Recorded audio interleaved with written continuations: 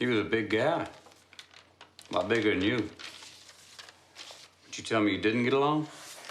No, I mean, I did. In most part, you got to. You're sharing a house, like I'm saying. I mean, it gets you high, man, but he's creep. I ain't want to know him. Tell me about Ledoux. The title has reference to areas of law enforcement, and that who goes there is the famous long-standing sentries call, the guardsman's call, who goes there. This episode, if it has a unified theme, it would be identity and the masks people can wear. We both see Hart's double life revealed and exploding in his face. And then he has to lead a different kind of life as he's kicked out by his wife and living basically with Cole. I love you, honey. I ain't giving up. Marty's obviously going through his own personal crisis, and the work at this point is something that can keep him afloat. And when the two men join up, there's a sort of passing of the baton that occurs, where now the narrative is going to go mostly towards Cole, whereas in the first half, the narrative was mostly Hart. Cole sort of takes lead, at least in this element of getting Ledoux into custody. And I think that Marty agrees with them that if they were to go about this the normal way, there's no way they'd find him or get to him. Cole has to adopt his old undercover identity that he had before he joined State CID in order to get close to a motorcycle gang that their suspect, Reggie Ledoux, deals meth for. Hey, get a line on their supplier, confirm it's Ledoux, bring him in. In order to do this, Cole has to once again transgress the laws of man in order to serve a higher moral function.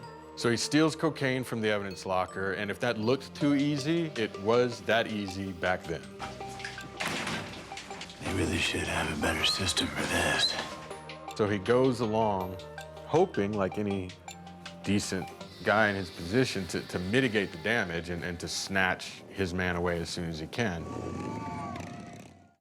You got my word. You back me on this, I back you. The first thing I saw in the stash house sequence was a moment of real-time action taking place over like 10 to 15 pages. Usually we're jumping around in time or jumping backward and forward in time. So knowing that we were gonna be locked into this moment, it was the perfect opportunity to just run one long take where a lot of things are happening, a lot of variables are at play. We follow Cole in a one-take gauntlet through the projects, dodging cops, dodging armed clockers, dodging gunfire. The process of walking through it and all the extras in the background and all the things that are happening was actually pretty wild and hard to manage. So we had maps drawn, like I had maps drawn the path, where these things were gonna happen so everyone could look at it from a top down, understand how this whole choreography was gonna play out. You get that many people all together at once, reenacting essentially a riot, anything can go wrong.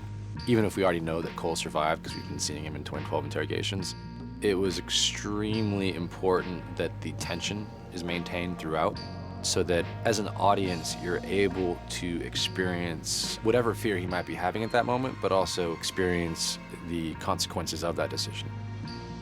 Shit. You visit a lot of gun shows? It's just some stuff I kept in case some work came back on me. Interesting moment too is trying to figure out what to put in that locker that felt real and didn't feel like we were just trying to make him look like he was some kind of action hero in his previous life, but somebody who lived a kind of existence that had been shut away but not completely forgotten. And that's our first clue that this man used to be something else.